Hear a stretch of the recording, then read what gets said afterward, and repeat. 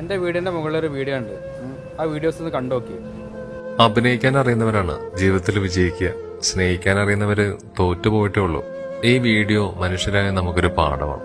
ഈ 3 പക്ഷികളെ മനുഷ്യരോട് നമുക്കൊന്ന് തുല്യരാക്കി നോക്കാം. ആദ്യം ഒരാൾ വന്നു. അദ്ദേഹം ചുറ്റിനും ഒന്ന് നോക്കിപ്പോയി. ശ്വാസം കിട്ടാതെ പിടയുന്ന അതിന്റെ വേദന ഇയാൾക്കറിയുമോ ആവോ. രണ്ടാമതൊരു മനുഷ്യൻ വന്നു. സഹായിക്കണമെന്നുണ്ട്, എന്നാലും ഒന്നും തലോടിപ്പോയി.